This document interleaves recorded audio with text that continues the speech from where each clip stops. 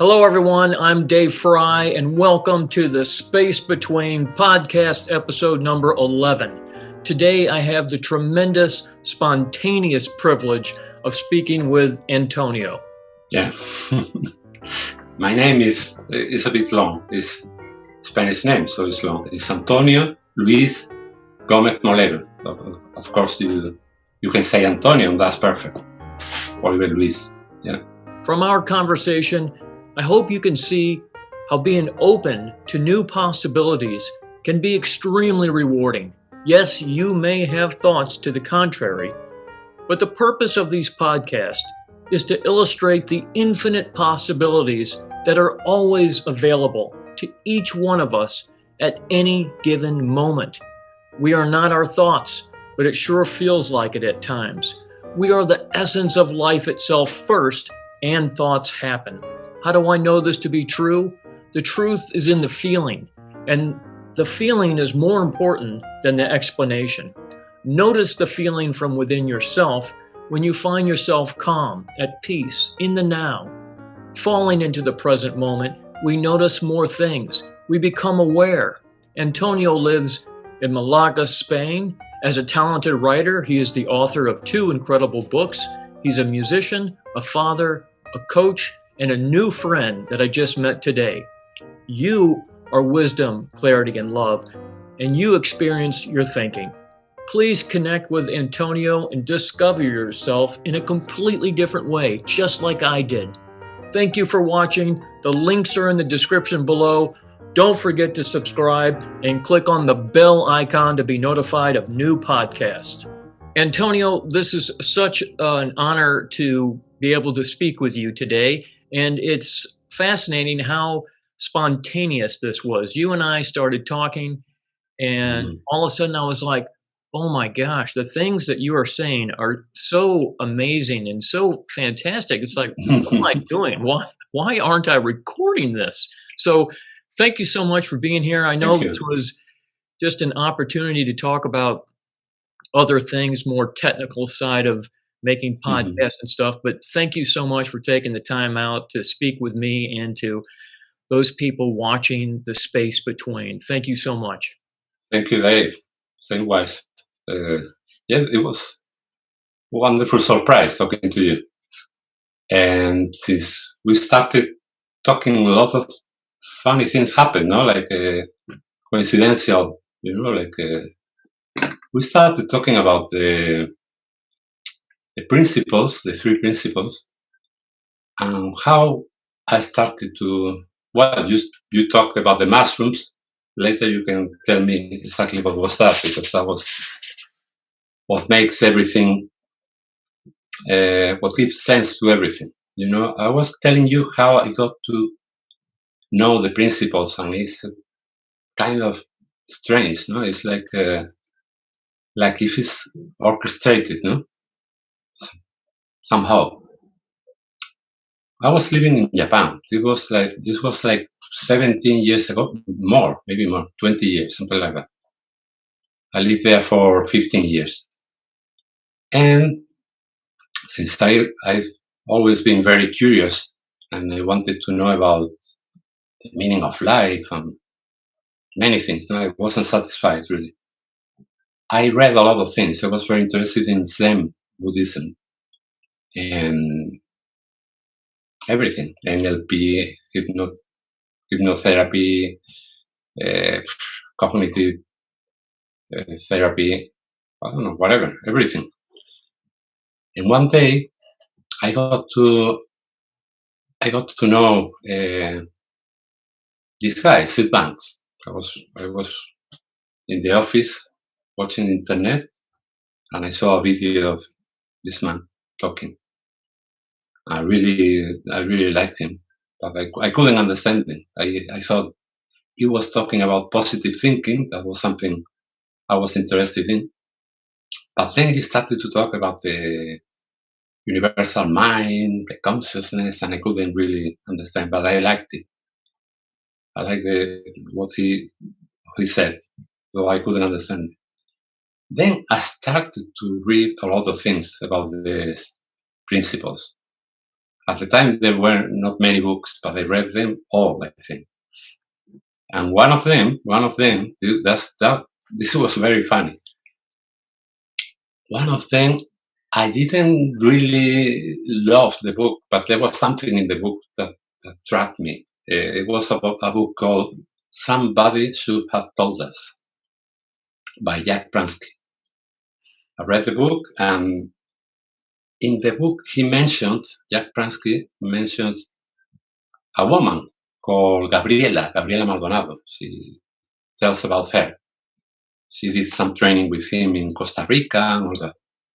And I don't know why, but when I closed the book, I had very clear in my mind that I wanted to meet this woman, and I was going to meet this woman because, to my knowledge, she was the only person, Spanish speaking person that was into the three principles. That wasn't true, but that was what I thought. So the thing is, I forgot. That was when I was in Japan. Then I moved to Spain. I forgot a little bit because I kept reading many different books. So it was like a fate that just. But then one day I remember all that seed banks. I wanted to make some training with the three principles in America, or if that was possible. And I managed to find some center called Center for Sustainable Change. I don't know if you know about that. Center for Sustainable Change. This was founded by Roger Mill. That learned directly from Seedbank. And so I talked to them, and they arranged it for me a course, a short course, maybe 7 master classes, something like that. I was going to do it with internet or by phone, both ways. And I arranged it with this woman, Amy Chen Mills, the daughter of Roger Mills. And I was supposed to do this in English. For me, it's no problem. Yeah, I can understand it. I don't speak it very well, obviously, but I can understand, no problem. But then she said, well, you're going to have me like a teacher, and also Mark Howard, another teacher, very famous one. Yes. And then she added, well, there is one woman that maybe you'd be interested in because she speaks Spanish. It's Gabriela Maldonado. This was the woman I was looking for. And the first time I talked to her, she told me at the end of the class, I was living in the Canary Islands in Africa, but it's also a Spanish island. And she told me, well, next time when I'm in Spain with you, we can discuss. I said, what do you mean? No, I'm going to Spain with you to do some training. I thought, well, this is crazy. It's impossible. Okay, how can we manage that to make a training here where nobody knows about the three principles, only me and another guy that I convinced. So, but she said that like it was like very certain, and I had the feeling too. So, a few months later, Gabriela Maldonado was in Spain with me doing some training. and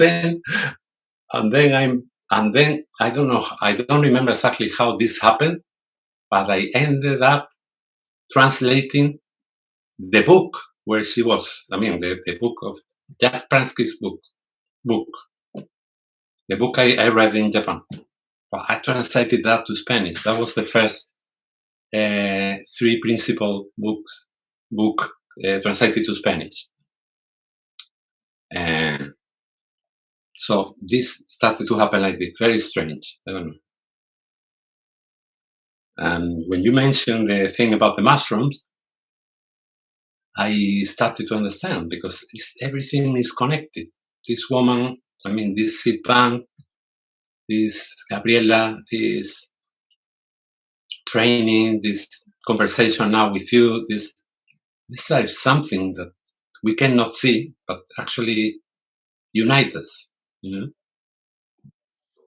That's And it's amazing. I was telling Antonio that watching the documentary on fungi, they talk mm, about the not the mushrooms that we see that grow out of the ground. It's the roots of the mushrooms that we don't see that's underground that mhm, they're now being able to trace.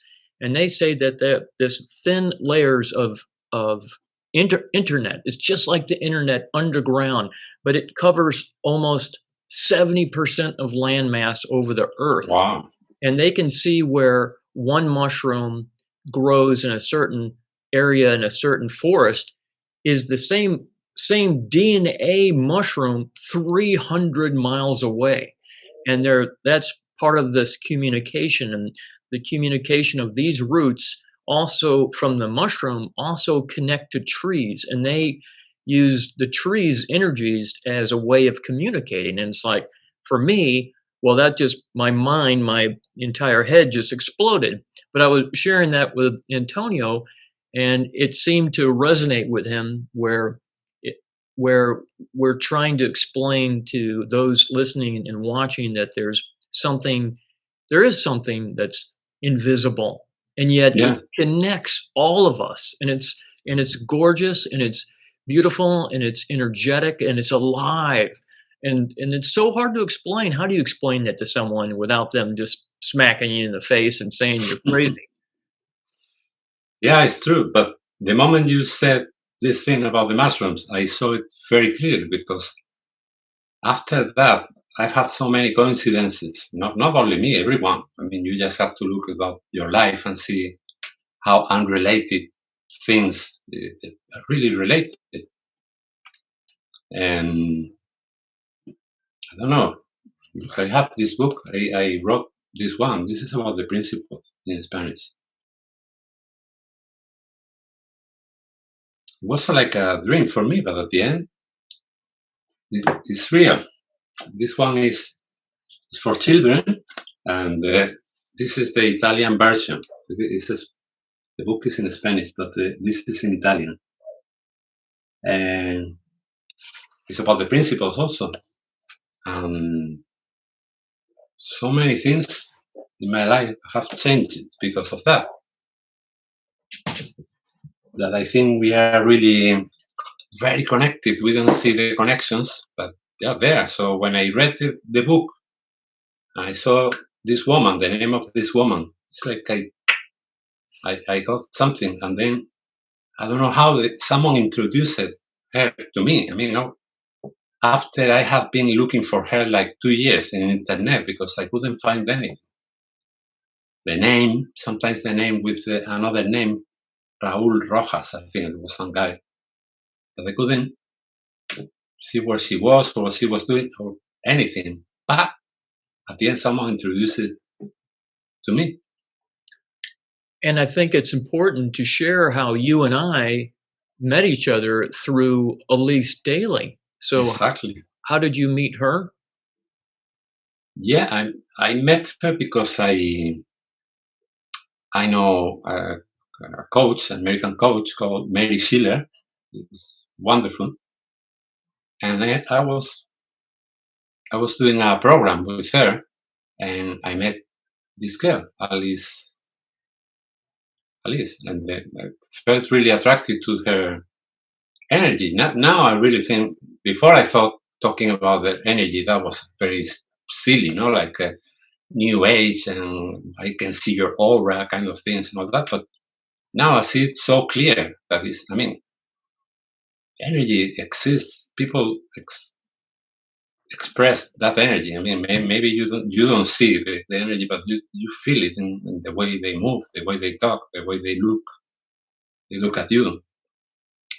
So when I saw this woman, I felt, well, this is someone I can talk to and feel relaxed. And sure enough, after the program finished, I don't know how it happened, but we started to talk and to have some meetings, some sessions.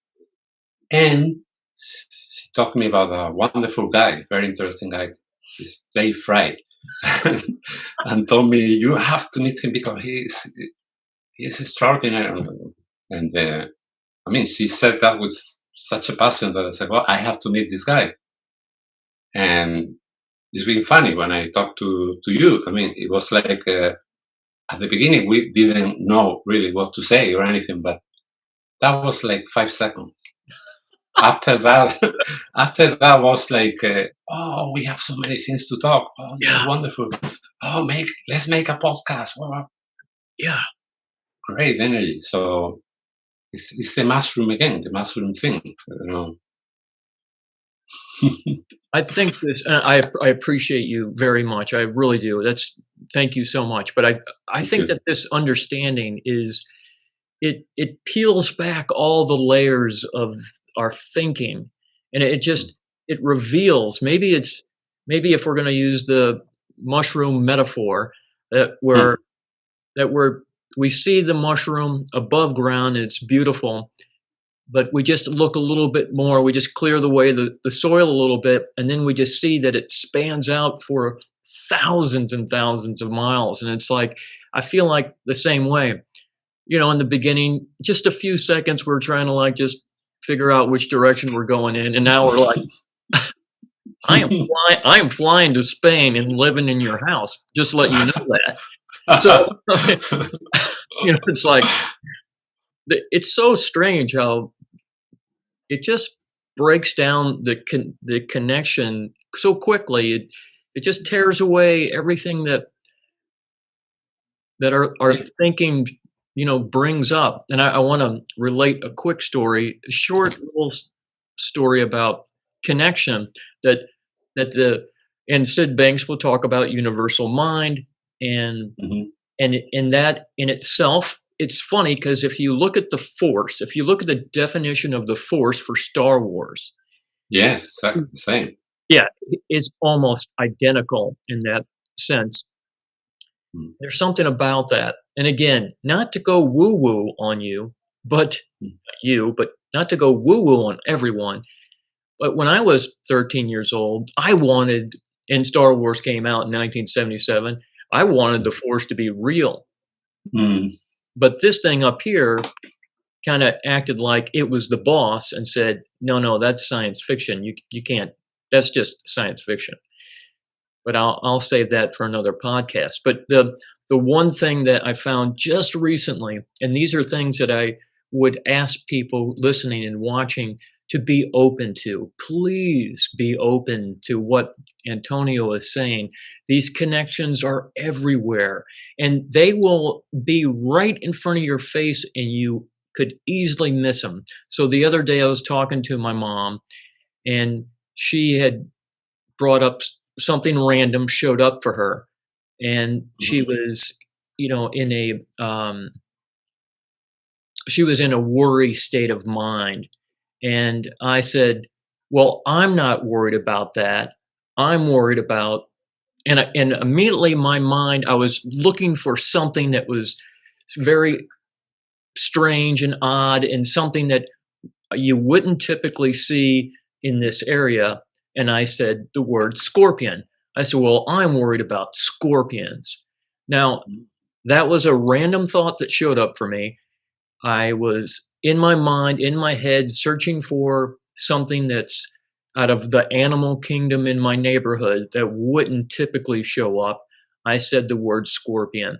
Now, what's so strange about this universe and this connection is that after that conversation, I walked away, I picked up my phone, I went to Instagram, and the very first picture that showed up on Instagram was a black striped scorpion, which is found in another region of Missouri where I live. And it was mhm, that moment where I recognized how funny that connection is. How funny is it? Not just funny. I mean, you can take it in any way you want to take it. Was it funny? Was it how coincidental? Was it one in 10 trillion, possibilities that a scorpion would show up just after I mhm. spoke about a scorpion?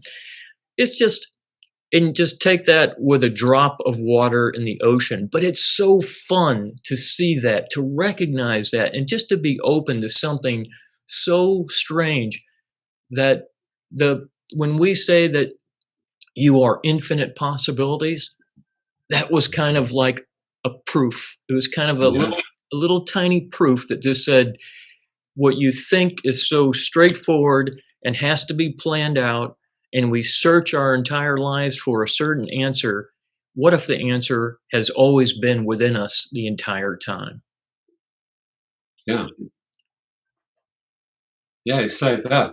Recently, I've been listening a lot to the same thought in maybe in videos, and it is that our brains are actually filters designed to make us see less of the reality. I mean, we see like a very tiny thing. We don't see the whole spectrum. So that scorpion that you saw, that came to your mind, and you don't even know why you said that word, it's part of your awareness. Maybe. I mean, we maybe we know everything, and we're here pretending that we are very little, very small beings that don't know anything and they're helpless. And I'm convinced that all that is just a dream, a bad dream. And we are a lot more than that. But we are very attached to our ignorance, to our smallness. We like to be small. We are used to to take that little space, and to be bigger, it feels like scary, like, oh no, my God, no. Oh, that's So actually, it's like with the cigarettes, the cigarettes very funny.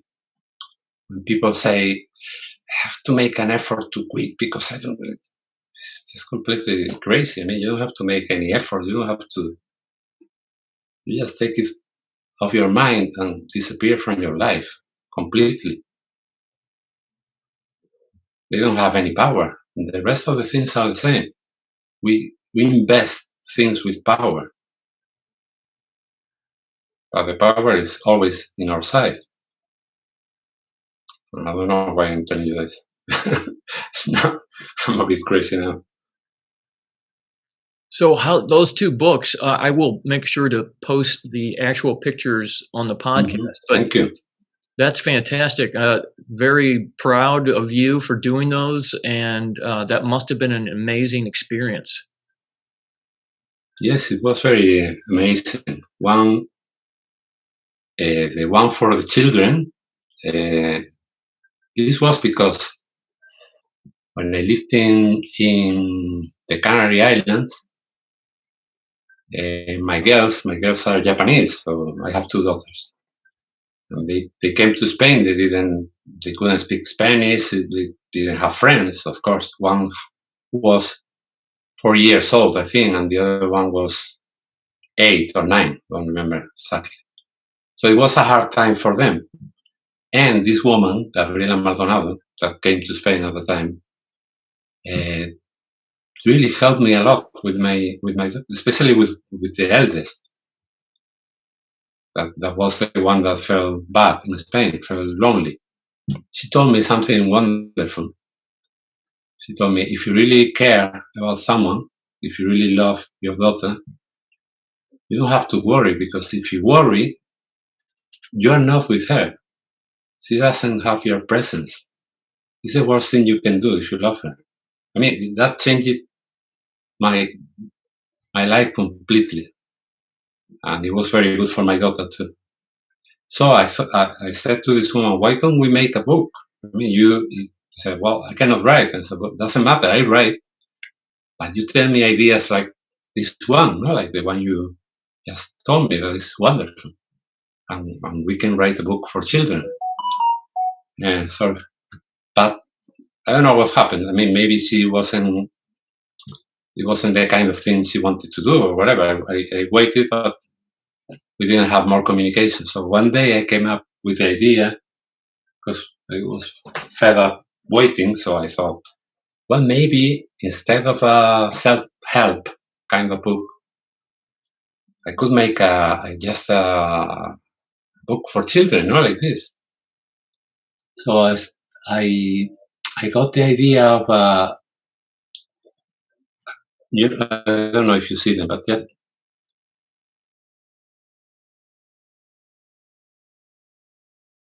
they are small beans, no, like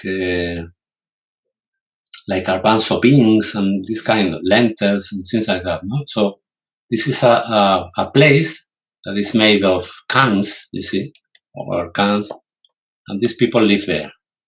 And the idea is just a child that has some problems in school and at home and all that. This one, this Lita, a frijolita. So I came up with this story, and it was a bit long process. I don't know, maybe 2 years. It's unbelievable because this is uh, a silly, not exactly silly, but a story about the beings and all that. But I made like 20 different versions. It was a real job, really, to make this. We met some wonderful people in America, like the editor. This is published in USA, actually. This is the editor.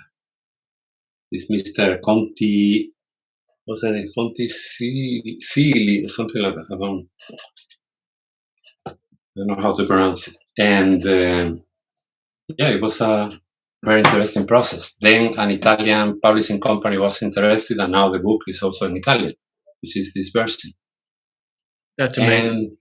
And this one was also, well, this one was more private, that was only me and that's all. And I had the idea, I had the title for 3 years or something like that, but only the title and a few ideas. And I decided to go to Japan and sleep in those hotels, those very small hotels.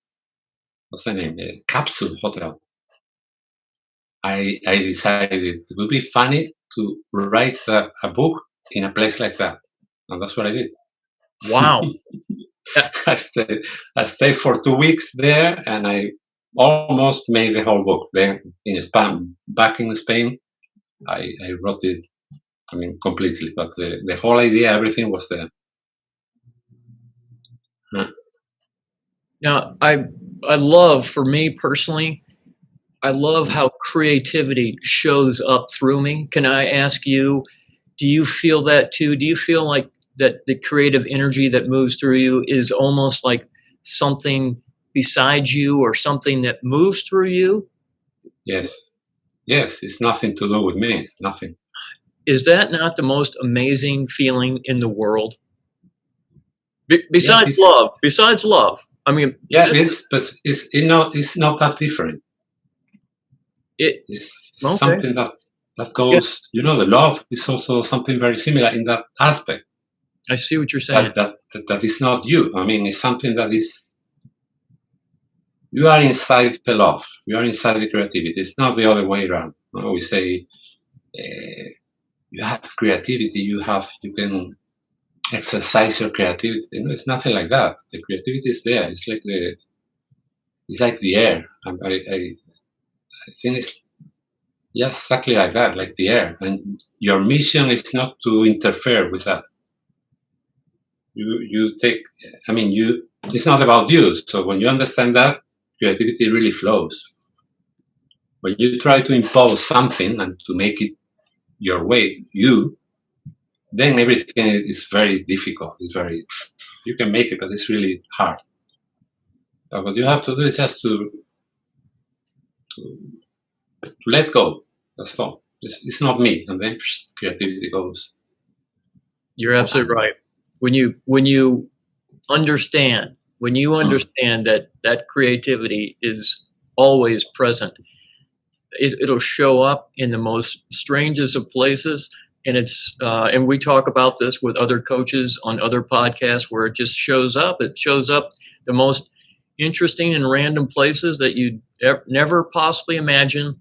It doesn't have to be where you're in a meditative place, sitting cross-legged with incense burning or anything like that. No. That creativity will show up when you're in the middle of a traffic jam, when you're mad as hell. It's just like when it shows up, and it's so beautiful to witness it.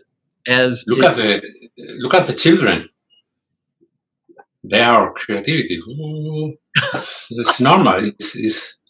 They are little Picasso, little Dali. They are brilliant and wonderful. So after that, we think creativity is a thing. It's nothing. I mean, it's what we are. It's something bigger. But when we are children, we are so creative. We are so free. So the same thing, that the same idea, no, that this brain is a filter, no? We do exactly the same with everything. We put a filter for the creativity so that it becomes like something that only some people have, no, like some trait. And it's not true. I remember I was writing a short story about a woman. I don't know, there was a woman that came into a house and started talking all that. And I was deciding what the character said. And then there was a moment in the story that I really saw how there were two women, and they look at each other, and then something happened, but it wasn't me who was thinking the story. I just saw the characters and I tried to write down that was happening, what was happening. And since that moment, I'm completely sure that creativity has nothing to do with me. No, with me or with anyone. I mean, it's available to anyone. But it's not something you make or something you have to be in a peculiar state to be creative or smoke something or nothing. It's there. It's always there. We close the door. That's all. We have the door closed and the filter on, but the creativity is always there. So actually, to write, the difficult thing about writing is that like many ideas want to come at the same time, so you have to pick up a few of them. That's it. It's not to run out of ideas. It's that there are so many, and that is in itself is really it's really difficult, maybe because you want to say this, but also the opposite, and also something else, and you can get blocked because of that.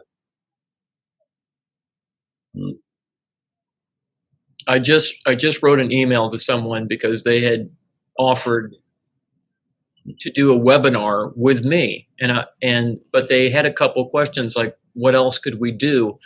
And as soon as that question showed up, what else could we do?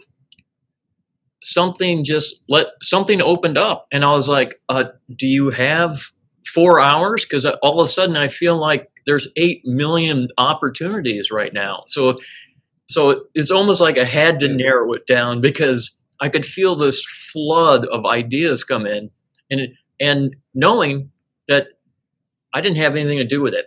It was just what showed up, and I wrote down there LOL. It was like, oh my gosh, I can feel this surge of ideas just flowing through me right now.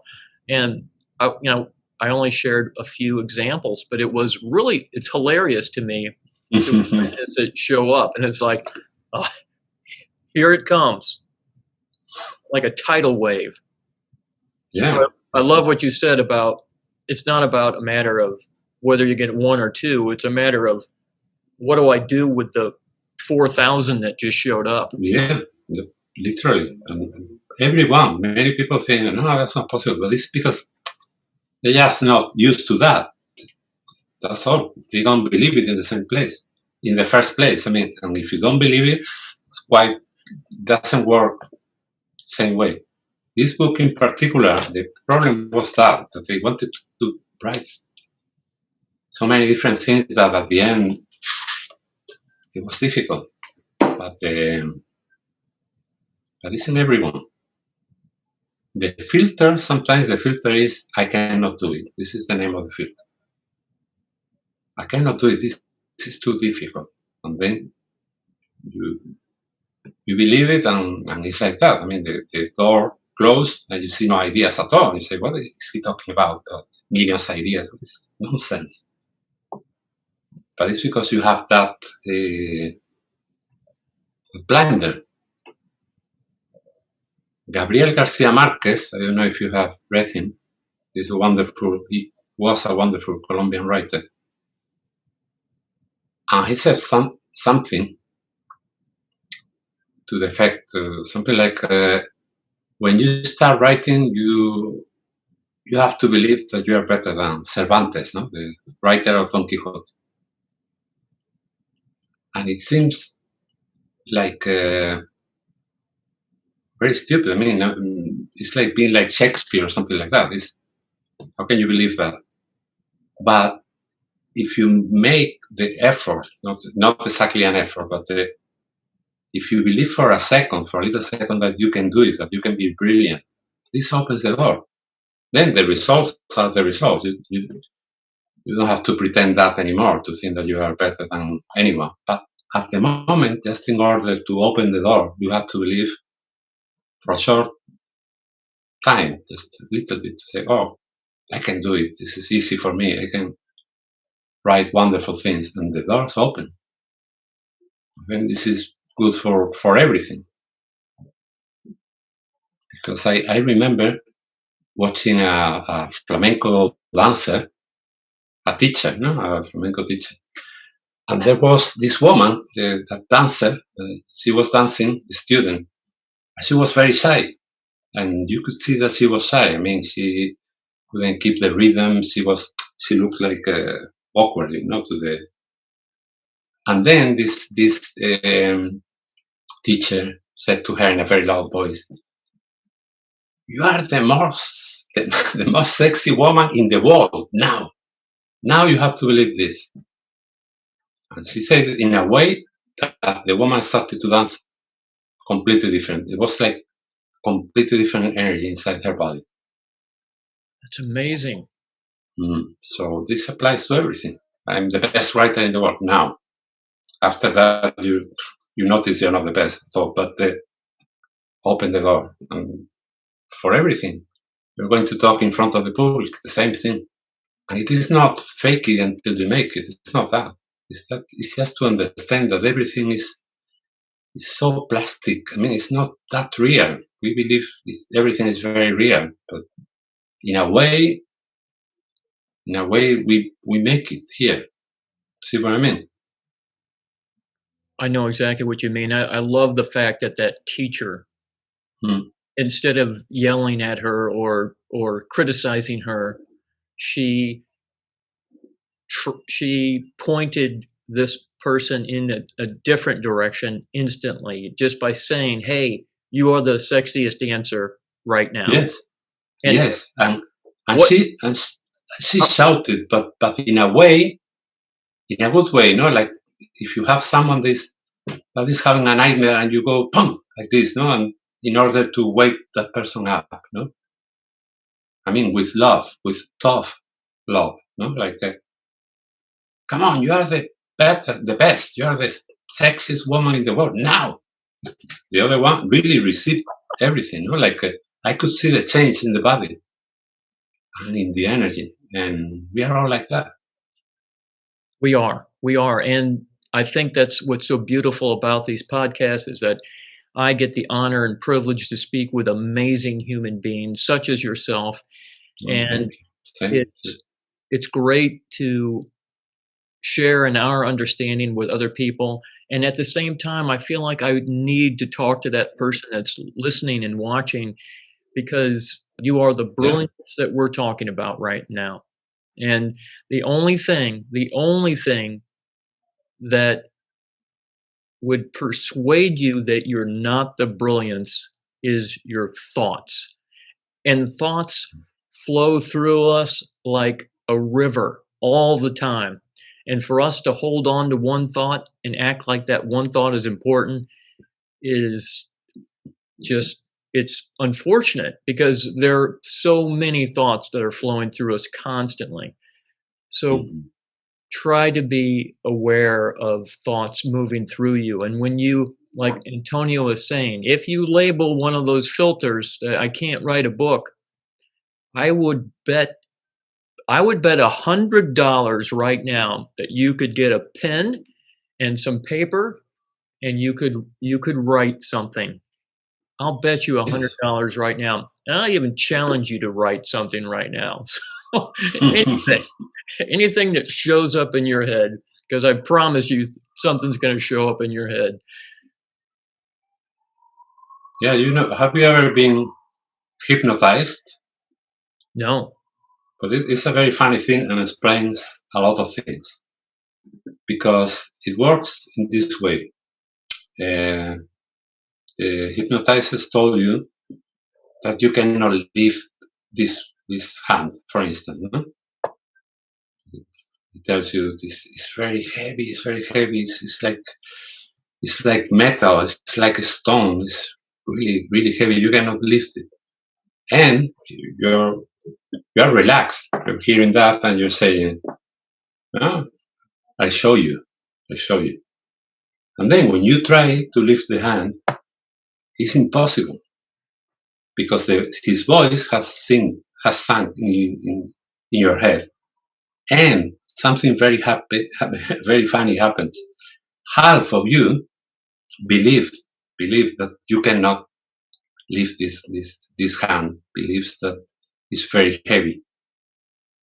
Half of your brain, or half of yourself, or what you want to call it, and the other one believes that this is impossible. This is just one guy talking, and your hand is not heavy. It's like always. But what happened is that you fight with yourself, and because part of you believes one thing, part of you believes the opposite.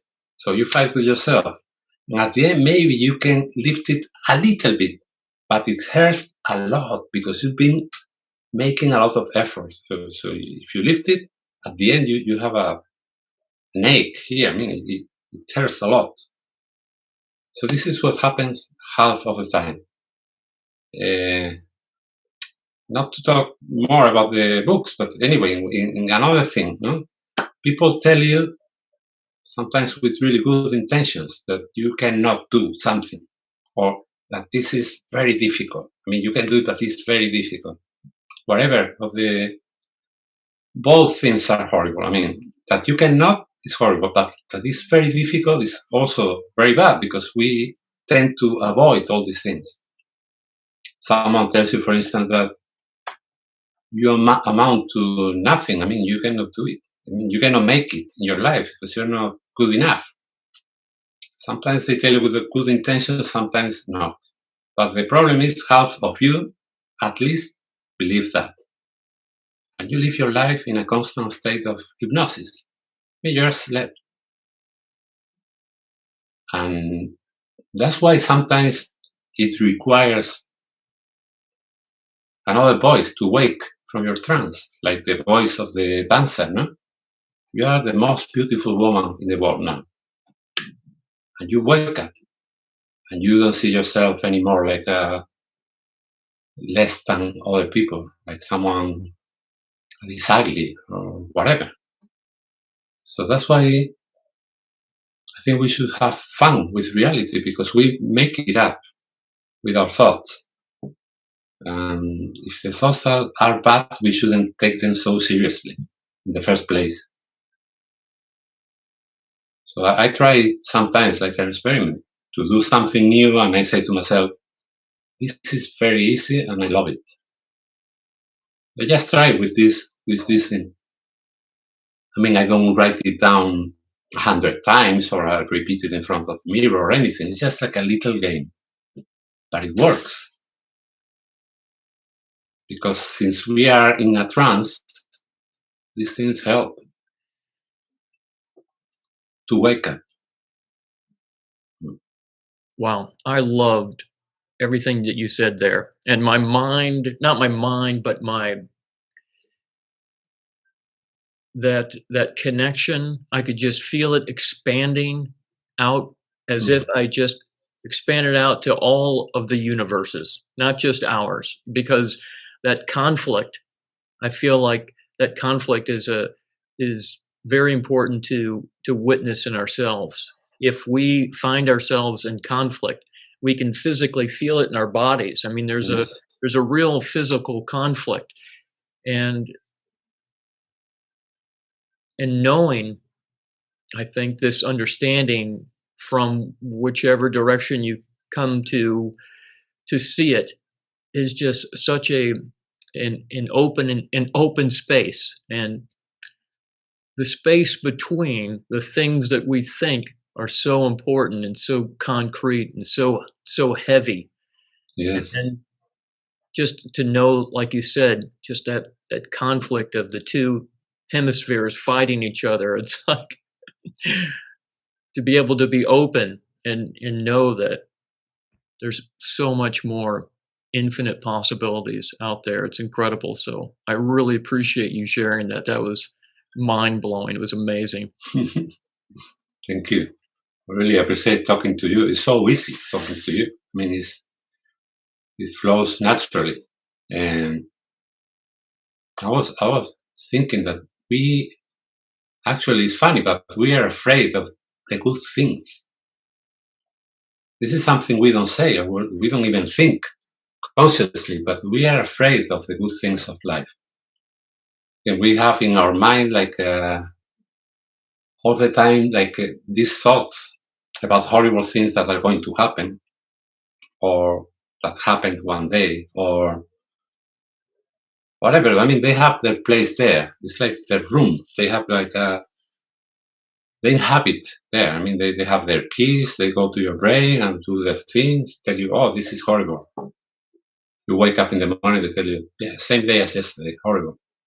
Shit. And now with the pandemic, and they say they're horrible things. They're a script. And that's all. They live there. And you are afraid to that someone that is happy and see the wonderful things and the miracles in life, you are afraid that that person can live also in yourself. That person talk to you about hope in the morning and tell you about the wonderful things you're gonna do, you're gonna make. Like when you were a child, that you believed all this, that the future is gonna be brilliant and everything. So now you're forbidden the entrance of that kind of people, that kind of thought in yourself, because it scares you, because you're used to these gloomy thoughts, these people that always say the same things, this smallness. You're used to that kind of living, surviving. And when you start feeling happy and feeling in love and feeling great and feeling that there's so much wisdom coming through you, not yours wisdom, of course, but you can access the wisdom and say and do wonderful things for others and for yourself. I mean, this dreaming, this scares you, and you put the blinder on. So next day you wake up and you say, wow, that was all like, I'm an adult now. I don't believe these things. This is just, you see, it's funny. I think we are afraid of being happy. Everyone talks about happiness. I want to be happy. I want to be, but this is a sign. I mean, when you say this, it's like when people say, I want to quit smoking. As long as they say, I want to quit smoking, you know that they're not going to quit in their life. It's like something, it's a substitute for, so if you say, I want to be happy, that means I want to keep looking for happiness, but of course, I don't want to get very close because it's dangerous. Happy people do funny things. And that's another thing you are afraid of. I mean, being authentic, being happy, not needing other people so much. I mean, being an original force, not like one more slave. I don't know. That's why maybe happiness scares many people. I mean, you cannot be the same person if you're happy. I mean, you're not going to be like sleeping the whole day and doing, no, I think you're going to be brave when you're happy because you realize you have nothing to lose. So, I love that. I love that. Absolutely. And again, this understanding has just opened up. And I say understanding is kind of a broad term, but at the same time, it's just a realization, as you know, just trying and continuing this conversation and understanding that it's not about what we think, it's just how our thinking works, and that we're so far Exactly. beyond our thinking. It's like looking at the mushroom again. I mean, Mm. we are the mushroom, but we're also the root system. That's the thing. We're not just the thing that we think we are. We're the expansion of everything, and we're connected to everything too. So it's a beautiful way of seeing life in this very moment right now. To think of where I was 15 years ago, wrapped up in a ball, crying my eyes out, not able to go get up, eat food, talk to human beings, go to work, just in total despair, to where I am right now, talking to Antonio right now in this spontaneous moment. So rare, so beautiful, such a miracle of life that's happening right this second. How could you not be excited about life? Who cares about, I mean, it's not that I don't care about the global pandemic. I am safe and precautious, Yeah, but that's something that's just part of our new life, but it doesn't take away from where I am right now in this moment. It can't take my happiness. It's impossible. yeah, yeah. I mean, I don't want to talk about the pandemic, but a little bit. Uh, we really fabricate the world. I mean, I'm not saying there is no pandemic, there is no virus or whatever, but the way this is present in television, internet all the time, or in all the conversations, is creating a reality, not a very nice one. And as usual, I mean, we most of the reality we live in is fabricated in the same way. Horrible things, wars, and poverty. Not to deny that all that exists, but there are also so many wonderful things, like what you just talked right now, like coming from a place of desperation, no, that of, to a place where you feel alive and you are doing something that you know has a meaning, not only for yourself but for many people. And the same, I can say the same. I was the most shy person in the world. I mean, how can I be talking in front of, I don't know, but some people?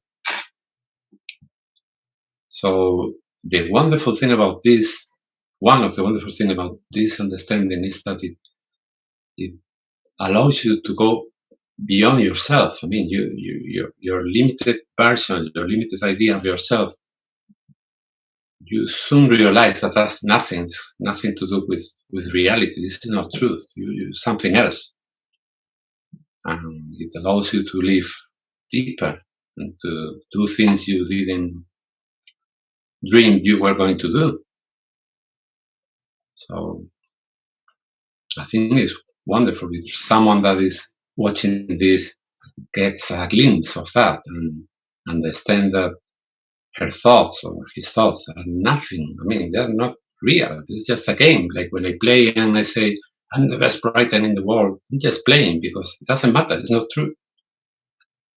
And sometimes we have some thoughts that don't feel like a game. It feels like a stone, not like a horrible stone.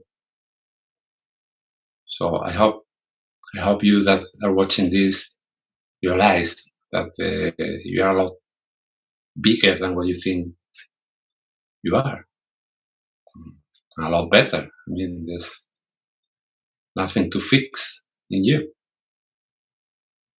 Is there a way that people can connect with you? Yes. Well, if you leave me, if you put my address there in the, because it's in Spanish. I can explain it, but it's a bit difficult. I have a page that is sencillo. It's Zen, the Zen, Z-E-N, but and then sillo means in Spanish it means simple, Oh, because wow. that's the philosophy I like, to make things simple. And I take this game of words, this play with the Zen and the other sencillo. And I'd love for you to contact me if you have any questions, or if you want to have a session or something, or just to talk, whatever. And I'll put in the descriptions below, I'll put this information, and I'll put Okay. a link to your books. Is there a certain place where you would like them to buy the books, or does it matter? No, it doesn't matter. This one is, well, the thing is, it's in Spanish also, but this is in. By the way, I'd love to translate it to English. So that's the idea I've got, but I cannot do it. I can translate the book from English to Spanish. That's my job. So I do it. There's no problem with that. But the opposite is different. It's difficult for me. So if there is someone that could be interested, maybe this is in Amazon, in Amazon.com, and this one in the Spanish version is also in Amazon, I think. But maybe I think, well, this is from Italy. This is different, but it's in ebook only, I think, right now. And I got four more books, but short stories and novel and all that different thing. And when you use the word simple, can you explain what you've learned in your life? How do you explain this understanding in your simplest way? Yes. All my thoughts are liars. I don't believe them. 95%. They're just stupid repetitions. They are not like you cannot do this, or this is going to end up badly, or they're recordings. But I believed them for a long time, and I was very, very unhappy, really very unhappy. Very hard to be around me, really, a very sad person. So now what happens? I don't believe them anymore. There is a difference between one of those thoughts that is like a repetition, like something with no value at all, and a real fresh thought. That's a completely different thing. And you understanding with your feelings. They tell you if it's something worthy to listen to or not. And when the idea is fresh, you feel quiet. You feel at peace inside. And this doesn't mean that your fresh thoughts are always positive. No, it's not that.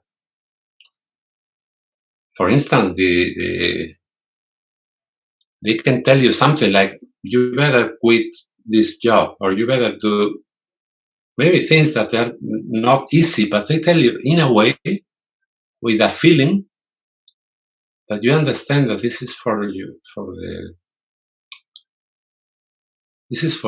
your better, in order to get better results. It's something someone cares for you, and that's the feeling you get, like love. Those thoughts I listen to all the time. They tell me, do this, don't do this, you better do this. Okay. But normally what we have is like, for instance, you want to do something, like to write a book or to coach or whatever. And the first thought or the second thought that comes to you after the inspiration is, what do you think you are? You think you can do this? Are you serious? You mean that you can?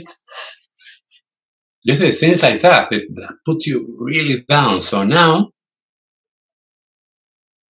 now when I have a thought like that, I just, for me, it's nothing. It's like listening to some bird or something. I don't pay any attention. While before I started like getting nervous. Oh, how can I be in front of people talking in English? I don't even know how to pronounce many words. I don't mind. I make mistakes, okay. And so that's one aspect of simple, no, of that idea is not to engage with your thoughts in and not to make things complicated. It's when I see someone talking about how the formless come to the form and then the consciousness is, for me, it's funny for a while because I like philosophy and all that. But that's just playing. I mean, for me, this is not something deep. Something deep is a drop of water, to watch the drop of water on a leaf or the sun, or this is deep. But to see someone smiling or laughing, that's something deep. Thinking about thinking, consciousness, and all that, this is just, it's not deep at all. I mean, for me, it's not very important.